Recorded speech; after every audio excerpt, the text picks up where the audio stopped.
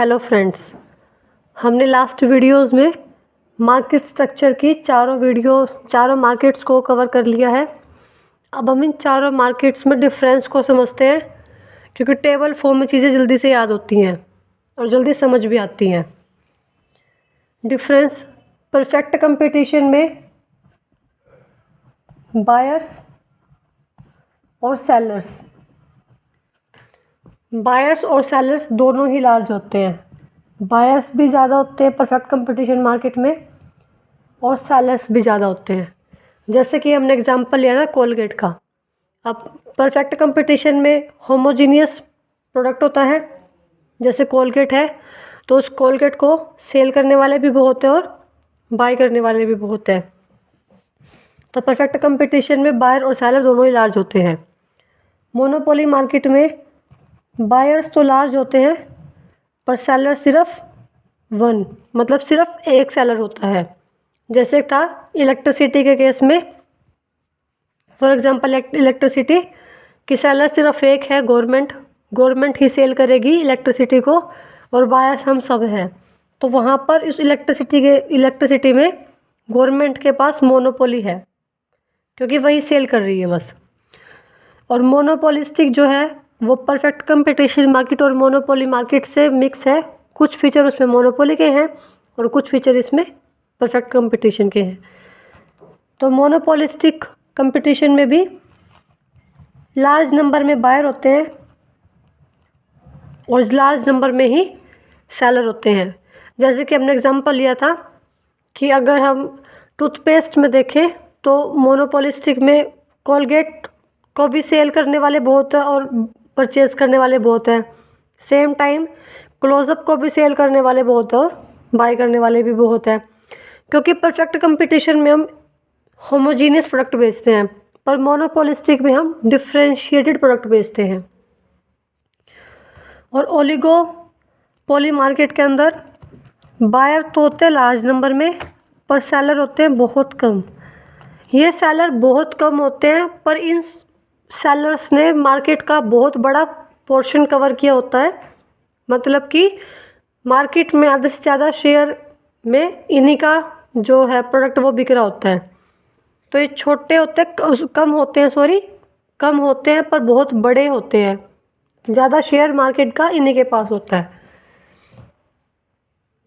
उसके बाद है entry and exit of firm, कि कौन सी मार्केट में इजी एंट्री एग्जिट है और कौन सी मार्केट में नहीं है। परफेक्ट कंपटीशन में इजी एंट्री है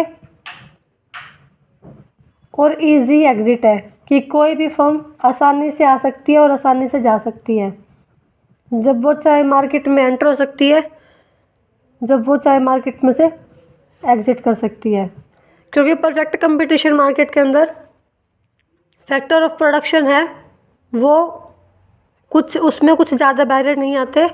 factor of production like man, material, labour वो इजीली मिल जाते हैं किसी भी प्रोडक्ट को बनाने के लिए। इस वजह से कोई भी फर्म जल्दी से एंटर कर सकती है। और अगर उसको लग रहा है कि वो मार्केट में अपना पैर नहीं जमा पा रही, मतलब कि वो मार्केट में नहीं चला पा रही अपने प्रोडक्ट को, तो वो मार्केट से एग्जिट भी कर सकती है। पर मोनोपोली मार्केट में रिस्ट्रिक्शन होती है, ना तो कोई फर्म एंटर कर सकती है और ना ही कोई फर्म एग्जिट कर सकती है। एग्जिट तब करेगी जब एंटर होगी, वो एंटर ही नहीं कर सकती। क्योंकि मोनोपोली मार्केट के अंदर अगर कोई फर्म एंटर करना चाहेगी तो उस पर बहुत सारे रिस्ट्रिक्शन लग जाएंगे।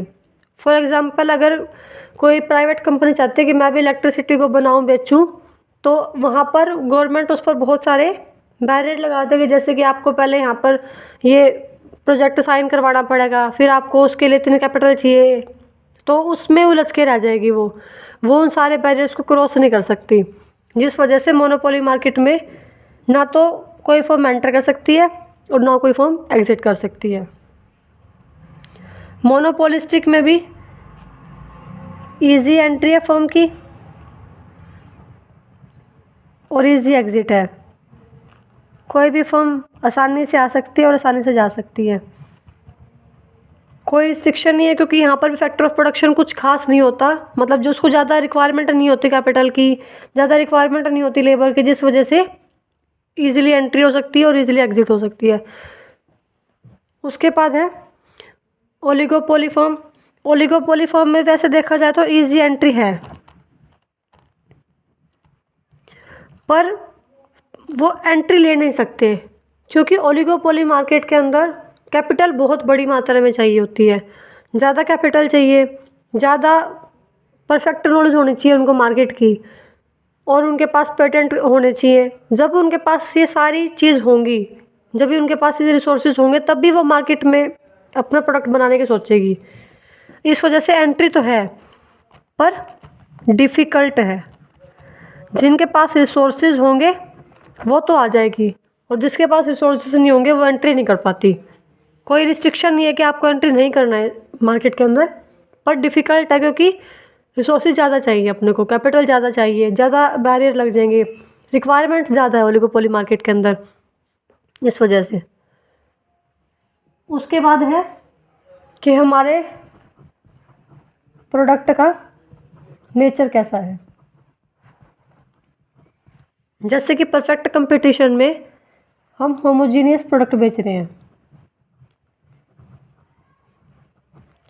मोनोपोली में तो हम वो प्रोडक्ट बेचें जिसका कोई सब्स्टिट्यूट ही नहीं है, नो सब्स्टिट्यूट अवेलेबल।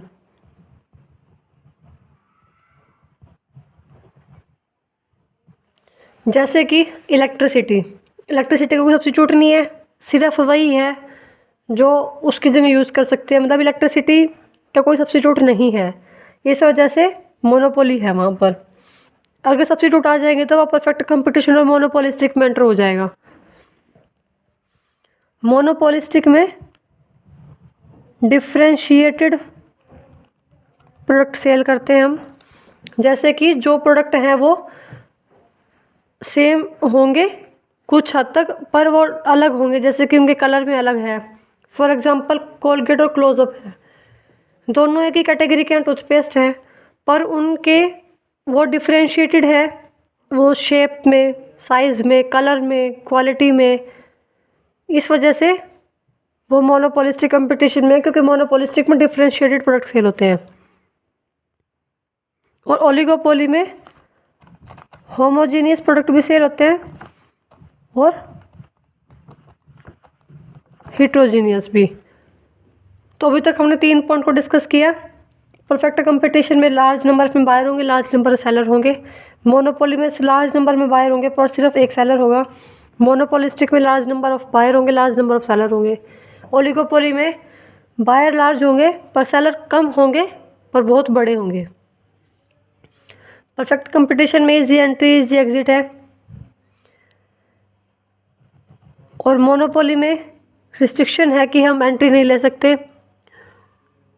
मोनोपोलिस्टिक में भी इजी एंट्री एग्जिट है, और ओलिगोपोली में भी इजी एंट्री है पर डिफ़िकल्ट है, क्योंकि वहाँ पर ज़्यादा रिसोर्सेज चाहिए उस मार्केट में एंटर होने के लिए।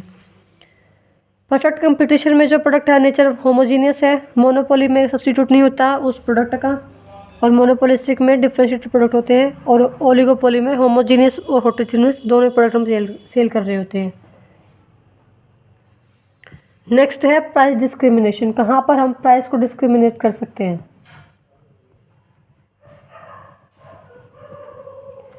परफेक्ट कंपटीशन में तो प्राइस डिस्क्रिमिनेशन हो ही नहीं सकता, क्योंकि वही कोलगेट आप अगर 20 रुपये की बेच रहे हो और दूसरी शॉप वाला 22 की बेचेगा तो वो आपकी शॉप पर ही आएगा, क्योंकि सेम प्रोडक्ट है, तो वहाँ पर हम प्राइस को डिस्क्रिमिनेट नहीं कर सकते। इस वजह से यहाँ पर तो डिस्क्रिमिनेशन हो नहीं सकता। मोनोपोली में प्राइस डिस्क्रिमिनेशन होता ही है, क्योंकि अकेला सेलर है, तो वो जैसे कि अब इलेक्ट्रिसिटी है, अगर हाउस के लिए यूज़ करेंगे तो अलग चार्जेस होंगे, ट्रेडिंग में यूज़ करेंगे तो अलग चार्जेस होंगे, मतलब सेम चीज़ है पर फिर भी अलग अलग प्राइस हम चार्ज कर रहे हैं, तो मोनोपोली में प्राइस डिस्क्रिमिनेशन होता है। मोनोपोलिस्टिक में प्राइस डिस्क्रिमिनेशन नहीं होता, क्योंकि सेम प्रोडक्ट मतलब सेम ही होते हैं। वो कोलगेट आप भी बेचो दूसरा भी बेच रहे हैं, क्लोजअप आप भी बेचो दूसरा भी बेच रहा है, तो वहाँ पर आप प्राइस को डिस्क्रिमिनेट नहीं कर पाते। ओलिगोपोली में भी प्राइस डिस्क्रिमिनेशन नहीं होता, पर कुछ हद तक होता है, कुछ सिचुएशन में होता है, जैसे कि एयरलाइन है, कई बार क्या होता है कि डिमांड हमारी मोर इलास्टिक हो जाती है।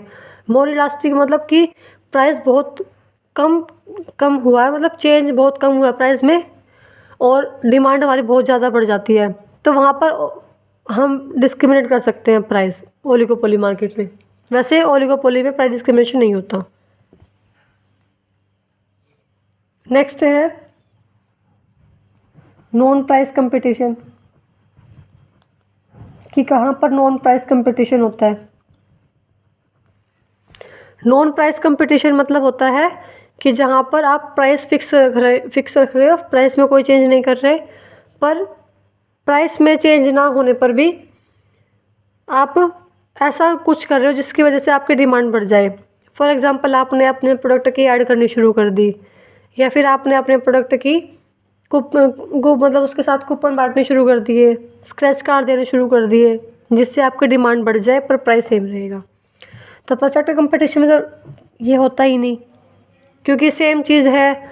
दूसरी बात, परफेक्ट कंपटीशन मार्केट के अंदर आप प्राइस डिटरमाइन नहीं करते, मतलब फर्म डिटरमाइन नहीं करती, वहाँ पर इंडस्ट्री डिटरमाइन करती है। तो परफेक्ट कंपटीशन मार्केट में फर्म का प्राइस के ऊपर कोई कंट्रोल होता ही नहीं है, तो वो नॉन प्राइस कंपटीशन नहीं कर सकती।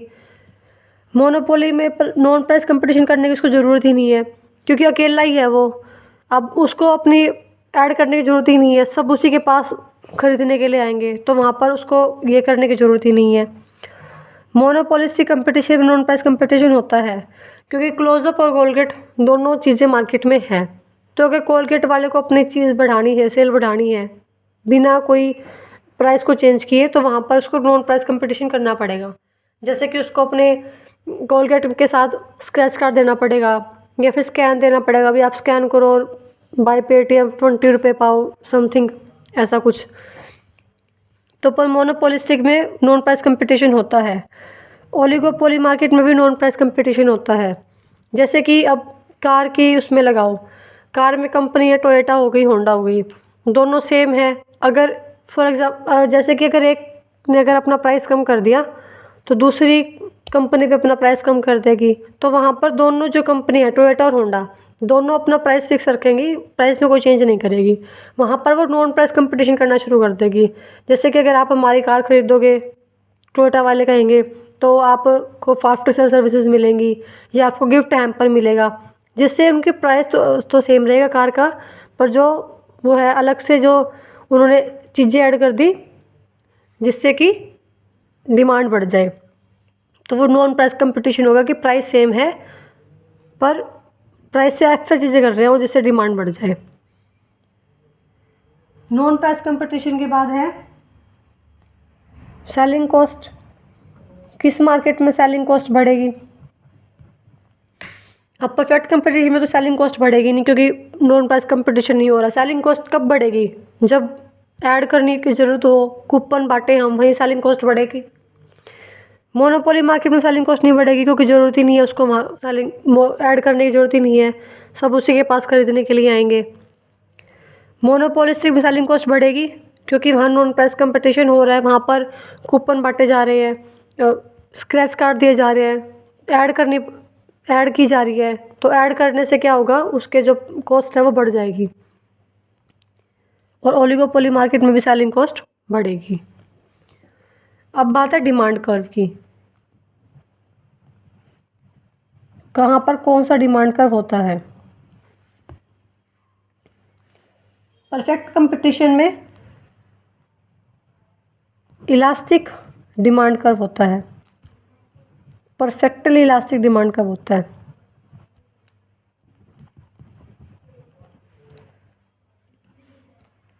जैसे कि ये वाला डिमांड कर्व हो गया, यहाँ पर क्वांटिटी है,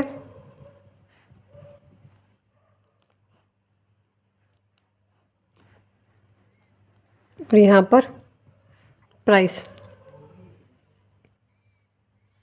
इसमें क्या है, परफेक्टली इलास्टिक है, सेम प्राइस है पर डिमांड कम ज़्यादा हो रही है। जैसे कि डिमांड एक क्यू थी, सेम प्राइस पर डिमांड Q1 हो गई, और सेम प्राइस पर डिमांड Q3 हो गई। फॉर एग्ज़ाम्पल कोलगेट है। अब कोलगेट का प्राइस जब 50 रुपीज़ था तो डिमांड इतनी थी, ठीक है।